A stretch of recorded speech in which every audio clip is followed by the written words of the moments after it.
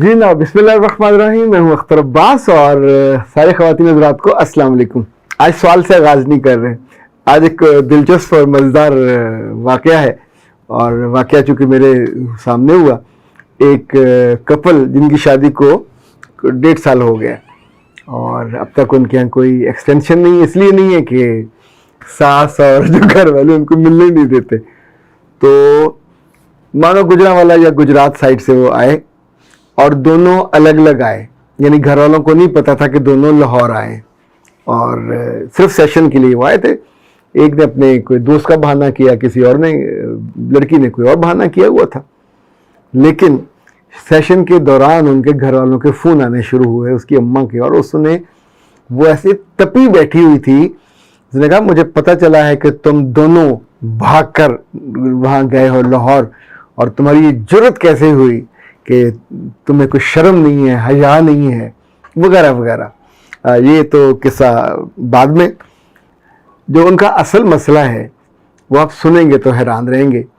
पर हमारे जो मज़ाफ़ाती छोटे शहर हैं, मज़ाफ़ाती देहाती कस्बे हैं, वो उन सब जगहों पे जहाँ बड़े बेटे की शादी होती है या अकलौते बेटी की शादी होती है और माँ या बाप भी समटाइम उस पर डिपेंडेंट होते, सोचते हैं कि उनकी ज़िंदगी इसके साथ जुड़ी हुई है, तो अब वो शर्मा शर्मी उसकी शादी तो कर रहे होते हैं, लेकिन उसको वो इतना ज़्यादा अपने पंजे और अंगूठे के नीचे रखना चाहते हैं। बच्चियां जो जाती हैं ब्याह के, चाहे उनकी वो सगे ख़ानदान की हों, चाहे वो अलग से हों, बहुत पढ़ी लिखी हों। अब ये बच्ची एमफिल है, उस घर में ज़ाहिर है वो ब्याह के गई, अच्छा घर था, अच्छा ख़ानदान था, थोड़े थोड़े जानने वाले भी थे। लड़के ने जो ज़ाहिर उसके अपने किस्से थे, लड़की के अपने किस्से थे, और अभी तक वो तपे नहीं थे। यानी ज़िंदगी में स्पेस नाम की चीज़ ही नहीं है। उसने कहा कि मैं अपने अब्बा के साथ चूँकि काम करता हूँ, जॉइंट फैमिली का बिजनेस है और मेरे ज़िम्मे मार्केटिंग और सेल्स है, तो मुश्किल काम होता है। बल्क में चीज़ें आनी जानी, लोग आते हैं, उनको मैं खुद ही हैंडल करता हूँ, डील करता हूँ। तो एक रोज़ मैं दोपहर को घर पहुँचा तो थका हुआ था। तो बीवी से मैंने कहा कि तुम ऐसा करो, मुझे वापस जाना था, तुम मुझे 2-3 बर्गर बना दो या सैंडविच बना दो। तो बीवी सैंडविच बनाने के लिए किचन में चली गई और मदर वाज देयर। तो लड़का अपने गया बेडरूम में, जाके नहाया, नहा के कपड़े वपड़े बदले। अभी वो बाल ऐसे कंघी कर रहा था तो उसकी छोटी बहन ने, she is in first year, उसने देख लिया और वो भागी अम्मा की तरफ। अम्मा, भाई को शर्म नहीं आती, दिन दिहाड़े वो नहा के तो बाल कंघी कर रहा। और उसके बाद माँ वहां से शेरनी की तरह पहुंची है कमरे में और उसने कहा तुम्हें कोई शर्म है, तुम्हें कोई हया है? तुम्हारी अगर शादी कर दी है तो बंदा कुछ तो हया कर लेता है। तुमने हर चीज को ही, तुमने घर को क्या बना दिया? इस घर में तुम्हारी बहन है, इस घर में तुम्हारा छोटा भाई है, और तुमने क्या तमाशा क्या बनाया हुआ है? तो उसने कहा माँ हुआ क्या? उसने कहा तुम नहाए दिन दिहाड़े, तुम्हें शर्म नहीं आती? तो लड़के को एकदम से समझ आ गई। अब ज़ाहिर बेटा तो उसी का था, तो चाहता तो आगे से बदतमीजी भी कर सकता था। उसने कहा कि माँ, बीवी मेरी आपके पास किचन में, मैं आके उससे मिला नहीं हूँ, उसको देखा नहीं है, मैं आया हूँ थका हारा आके, मैं नहाने बैठ के, मैंने बेशर्मी का काम कौन सा किया? किस चीज़ पे आपको एतराज़ है? और ये जो इस तरह आप चीखते चिल्लाते हुए आ गए हो, कोई गैर अगर सुने तो आप सोचे कि आपका क्या तमाशा बने, लोग आपके बारे में क्या सोचें, क्यों करते हैं इस तरह? आपने पाबंदी लगाई कि रात को दरवाज़ा बंद करके नहीं सोना, हम नहीं सोते।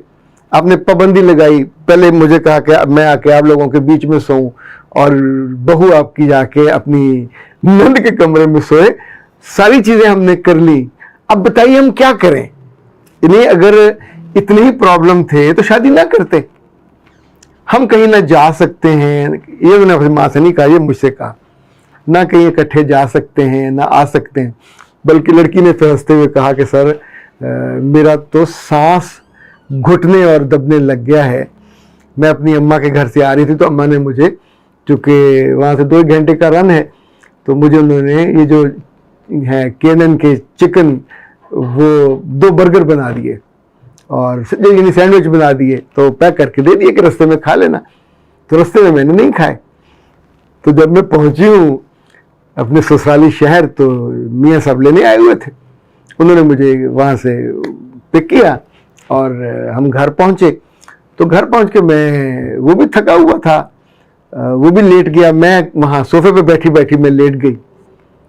इस बीच में सिर्फ मेरी जो नंद थी वो कमरे में आई, उसे मेरा पर्स देखा और पर्स में से खुशबू आ रही थी, तो चली गई। उसके बाद घर में जो कहानी बनी है वो कहानी नहीं थी, वो मौला जट वाली फिल्मी स्टोरी थी।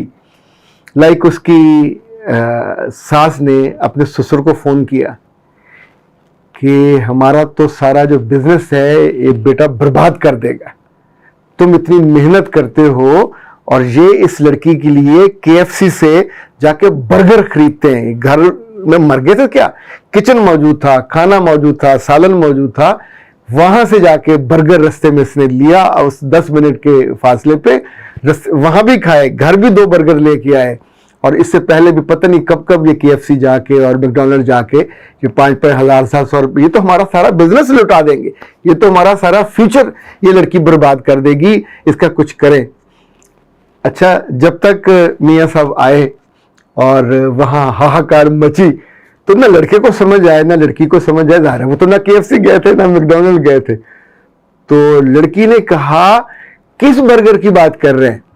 तो उसने कहा वो जो तुम्हारे पर्स में पड़े, उसे खोले तो यार माँ ने जैसे पैक करके दिए थे, ना तो वो KFC की पैकिंग थी ना मैकडॉनल्ड की। तो उसने सिर्फ इतना उनकी तरफ देखा, कहा कि मेरी माँ ने मुझे आते हुए 2 बना के दिए थे। उन्होंने कहा नहीं, तुम झूठ बोल रही हो, तुम लोग गए हो KFC, तुमने खाए, तुमने डब्बा फेंक दिया, ये तुमने कहा। उसने फिर वो निकाला, देखो ये KFC का नहीं है, वो जो कबाब होता है उसका, चिकन का, ज़रा वो केनन वालों का डिफरेंट शक्ल उसकी होती है, टिक्की सी होती है उसकी। अब आप सोचिए कि अब तक वो नॉर्मल जिंदगी बसर नहीं कर पा रहे, they have no space at all, honeymoon पे वो नहीं जाए। अच्छा, अपने कमरे में उन पे पाबंदी है कि दरवाजा बंद करके वो नहीं सो सकते। और क्यों नहीं सो सकते? घर में एक बहन है एक भाई है, बेशर्मी की हद होती है, और तुम ये क्यों करोगे? वो नहा नहीं सकते, गुस्ल नहीं कर सकते। लाइक कभी गुस्ल करना हो तो लड़का कहता है कि तुम जाके ड्राइव लेके आओ, तो गरीब अपने बालों को खुश करके उड़ा के तो फिर बाहर निकलता है। लड़की ने एक दिन कहा कि एक दफ़ा हम इत्तेफाक से हमें मौका मिल गया मिलने का, तो अब मेरी नमाज कज़ा हुई ज़ोहर की और मैं गुस्ल नहीं कर सकती थी। मैं पहले किचन गई, वहाँ जाके चाय बनाने का बहाना किया, फिर सर पे अंडा मला, फिर सर पे मैंने दही डाला, वो जो स्मेलिश तक करके कुछ ओला मचोला, फिर जाके मैं ड्राइंग रूम में माँ के और उनकी बेटी के साथ बैठी। उन्होंने कहा ये स्मेल क्यों आ रही है? उन्होंने कहा जी बाल थोड़े खिचड़ी से हुए थे, मैंने सोचा ज़रा लगा लूँ और नहा लूँ। अब ज़ाहिर आधा घंटा उसको चाहिए होता है, उसको लगे हुए, फिर जाके वो नहाई। इस बीच में ज़ोहर उनकी कज़ा हो गई। ख़वातीन को जो इस तरह की हैं, आपको क्या लगता है ये बिल्कुल अनपढ़ और जाहिल होती हैं, कम अकल होती हैं? ऐसा नहीं है। मुझे जो चीज़ समझ आती है कि ये अंदर का डर है, खौफ है कि ये लड़की अपनी मोहब्बत से इस लड़के को ले उड़ेगी। कहाँ ले उड़ेगी ये वो नहीं जानते। ज़ाहिर जॉइंट फैमिली में इकट्ठा बिजनेस है, रहना उसने वही है। वो सोचती हैं ऐसी माएँ कि क्या मेरे इशारों पे चलना ये बंद होके इसके इशारों पे चलने लग जाएगा। ज़ाहिर उसके पास जवानी है, उसके पास ज़्यादा ताकतवर इमोशंस हैं, लेकिन अगर थोड़ा सा इसको सोचा जाए कि माँ का दर्जा, माँ का मुकाम, माँ की जगह अपनी है, बीवी की जगह अपनी है, दोनों को मिक्स नहीं किया जा सकता। अब ये बेटा अच्छा है, अब तक फटा नहीं है, मतलब वरना आज के बच्चे तो अल्लाह माफ़ करे ऐसी सूरत हाल में वो अपने माँ के मुंह को आ जाते हैं, बदतमीज़ी करते हैं। लड़कियां जो बहू हैं वो भी कम नहीं करती, वो भी बदतमीज़ी करने। ज़ाहिर आप हर दफ़ा सब लोगों के सामने पर्या लगाओगे और बेइज्जती करोगे कि तुम बेशर्म हो। तो वो कहते हैं, दोनों ने मुझसे पूछा कि सर हम क्या करें? तो मैंने हंसते हुए कहा कि तुम लोग तो इनफैक्ट हलाल ज़िंदगी में एक अफेयर का मज़ा ले रहे हो। जैसे वो किसी का अफेयर हो तो लोग छुप छुप के चोरी चोरी मिलते। उसने लड़की ने कहा सर एक दिन मैं किचन में खड़ी लंच बना रही थी और जो हमारा ग्रुप था एमफिल का, उसमें कोई टॉक चल रही थी, तो मैंने साथ साथ काम करते करते साथ साथ जवाब भी दे रही थी और थोड़ी मैं मुस्कुरा रही थी। उस मुस्कुराहट को मेरी नंद ने देखा, उसने जाके माँ को बताया। माँ ने फौरन बाप को फ़ोन किया कि ये लड़की बर्बाद करके छोड़ेगी, इस वक्त ऑनलाइन है और अपने लड़के को चेक करो कर क्या रहा है, उसके साथ बातें कर रहा है, कोई दफ्तर में भी बातें करता है, कोई काम के वक्त भी बातें करता है। तो मियाँ ने देखे कहा नहीं वो तो किसी क्लाइंट के साथ लगा हुआ, कहने नहीं वो बकवास कर रहा है, झूठ बोल रहा है, क्लाइंट तो फ्रॉड है, वो तो अपनी बीवी के साथ लगा हुआ। इनफैक्ट इतना उसने उसको हाइप क्रिएट की कि जब शाम को आए तो फिर पर्या लगी। ना लड़के को पता था ना लड़की को पता था कि हमारी दोनों के दिन में बात हुई, लेकिन वो खातून। अच्छा, ऐसे मौके पे आप अपनी सास को झूठा नहीं करार दे सकते, ऐसे मौके पे आप अपनी माँ को झूठी नहीं करार दे सकते, बीवी के साथ खड़े भी नहीं हो सकते। और बीवी को तो ऐसे मौक़ों पे बिल्कुल खामोश रहना चाहिए, तमाशा देखना चाहिए, इसलिए कि तमाशा जो बन रहा है वो बेटे को भी समझ आ रहा होता है और मियाँ को भी समझ आ रहा होता है।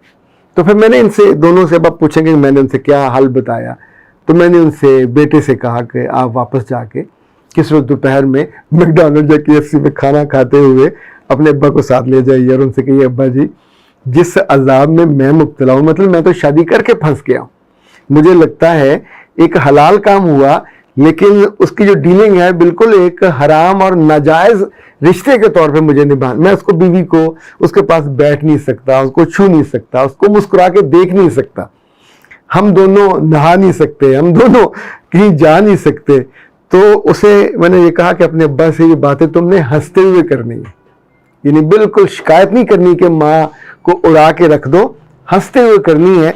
इनफैक्ट मर्द को अगर ये बात समझ आ जाए तो शायद वो अपनी बीवी को समझाने में कामयाब हो जाए कि ये बेटा हमारे साथ है, हमारा फ्यूचर सिक्योर है, इस बिजनेस में इतनी समझदारी और ओनरशिप से वो काम कर रहा है, तो लड़की भी हमारी बेटियों की तरह है। तो ये जो जायज़ स्पेस होता है, सोने के लिए भी तन्हाई चाहिए होती है, रिश्ते के लिए भी स्पेस चाहिए होता है, इस ख़ानदान को आगे बढ़ने के लिए भी स्पेस चाहिए होता है। तो क्या हम यहाँ जो सवाल उठा सकते हैं कि जिस माँ में ये हौसला ना हो वो अपने बेटे को फिर बुढ़ा करके उसी घर में छड़े का छड़ा और अकेले का अकेला रखे? अगर वो जो चाहती है कर सकती है, लेकिन फिर अपनी नस्ल बर्बाद कर देगी। जैसे जैसे उम्र बढ़ेगी और उसके बाद नस्ल नहीं आगे चल सकेगी, फिर मुमकिन है आप 40 साल की उम्र में, 38 साल की उम्र में उस गरीब की शादी भी लोगों की शर्मा शर्मी कर दो जब वो बुढ़ा हो जाए। लेकिन सारे बेटे इतने ताबेदार और इतने हम्बल नहीं होते कि उनका ज़िंदगी का मजाक बनता रहे और रोज़ाना बनता रहे, अपनी छोटी बहन और भाई के सामने उनकी तौहीन हो। ये तो तौहीन से ज़्यादा होता है जब आप इस तरह की को बात करते हैं।